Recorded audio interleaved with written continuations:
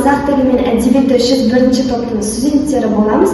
IT пәнінен біз өзіміздің жобамызды жасаған болатынбыз. Біздің 8 топтың тақырыбы, жоба тақырыбы дәйек сөздердің оқушылардың сөздік қорын байытудағы рөлі деп аталады. Және бұл жобаның нәтижесінде біз өзіміздің өнімізді Жұлдызым жоғары атты кітапшаны ұсынатын боламыз. Біздің топ дәлірек айтқанда жоба авторлары Аманкелдиева Гүлнұр, Мұрзалиева Гүлназ, Бақсымбай. Біздің осы кітапшаны жасаудағы негізгі мақсатымыз әдеби шығармаларды жастар арасында насихаттай отырып, сөздік қорларын байыту болып табылады.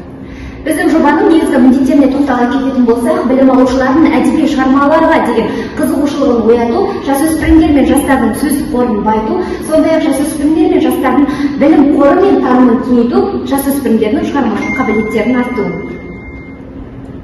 Бұл жобада көтерілетін проблема мен оның өзектілігіне де. Қазіргі кезде жастардың әдеби шығармаларды оқуға қызығушылығы төмендеп бара жатыр. Сонымен қатар 21 ғасырда жаһанданған заманда олар кітапқа, әдеби шығармалардан гөрі гаджеттерге көбірек көңіл бөліп, уақытының көп бөлігін солармен өткізіп жатыр.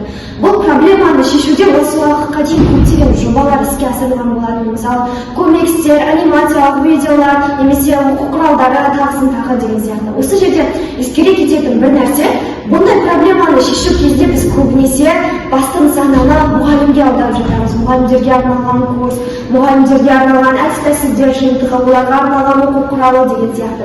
Бірақ біз бұл жобамызда нысананы мұғалімдерден оқушыларға ауыстырдық, және бұл біздің ерекшелігіміз деп білеміз.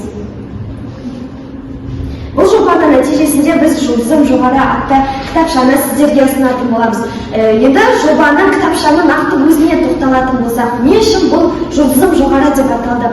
Қазірде қазақы нанымда жұлдыз деген ерекше нәрселермен астастырылады. Соның ішінде мына бір қызық оқиғаны айтайын. Қазақ халқында әрбір адамның өзінің жұлдызы болады деп айтамыз. Ал аспанда, көкте бір жұлдыз құлаған кезде қазақы наным бойынша Жұлдызым жоғары деп әрбір адам айтуы керек. Міне осы қазақы нанымға сай біздің кітапшамыздың, жобамыздың аты белгіленген болатын. Бұл кітапшаның бірінші бетінде авторлардың атынан алғы сөз берілген, және одан кейін біз дәйек сөздерді оқи аламыз. Кітапшада таңдамалы дәйек сөздер бар, ерекше дизайн және сыйлыққа ашық хат. Осындай ерекшеліктерді айта аламыз. Енді бұл кітапшада біз арнайы 10-шы сыныптың қазақ әдебиеті оқулығын негізге алған болатынбыз. Бұл оқулықта Жүсіпбек Аймауытовтың Ақбілек, Айтматовтың шығармалары және Қабдеш Жұмаділовтің Тағдыр шығармалар туындылары деген сияқты осындай шығармаларды қамтыдық. Бұл шығармалардан біз ең әдемі деген, жастарға заманауи деген дәйек сөздерді теріп алып, оларды осы кітапқа ерекше дизайндармен орналастырған болатынбыз. Бұл суреттер жас суретшілердің, дизайнерлердің туындылары болып табылады. Кітаптың соңғы бетінде сыйлыққа беруге ашық хаттар да жасалған. Келесі біздің жобадан күтілетін нәтиже бұл оқушылардың әдеби шығармаларға деген қызығушылығын оятып, сөздік қорын байыту болса, қазақ тілі мен әдеби шығармаларды халық арасында кеңінен таныту, жас суретшілер мен дизайнерлердің шығармашылығына да қолдау арта түспек. Енді осы нәтиженің дәлелі болатындай мен осы кітапшадан кейбір дәйек сөздерді оқып өтсем. Жүсіпбек Аймауытовтың Ақбілек шығармасынан алынған дәйек сөзге тоқтала кететін болсақ, шынында өмір деген өлім деген немене, адам өлмек үшін туған. Бүгін өлдік не, ертең өлдік не, өмір қабақтың қаққаны. Ендеше аз күн тіршілікте өмірден қандай қызық, қандай ләззат болсын, алып қалу керек. Өлген соң түк те жоқ. Келесі бұл Төлен Әбдіктің Парасат майданы шығармасы бойынша кіршіксіз тазалықты талап ететін ұғымдар бар. Мәселен, махаббат, ар-ұждан, мұрат, әділдік, адалдық.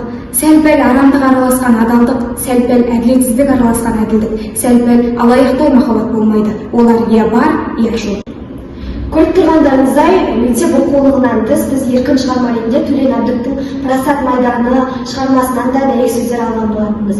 Енді біздің жобамыздың ерекшеліктері мен артықшылықтары қандай деген сұраққа жауап ретінде бірнеше факторларға тоқталып өтсек.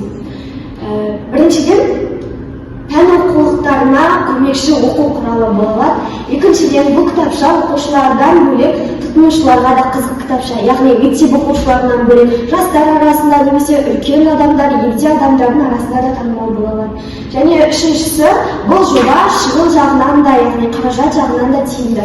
Және төртіншісі, таратылу мен танылуы аса қиындық тудырмайды. Себебі қазіргі кезде жасөспірімдер мен жастар өздерінің әлеуметтік желілерінде жазба арқылы немесе стористер, статустар арқылы дәйек сөздерді қоюға, оларды жазуға бөлісуге болмайды. Енді осы сөздердің дәлел ретінде біз кері байланыс ретінде осы суреттерді сіздердің назарларыңызға ұсынамыз.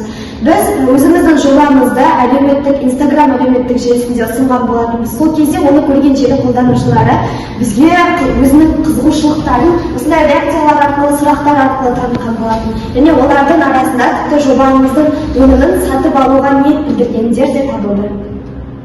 Міне осы кері байланыс арқылы көрсетуге болады.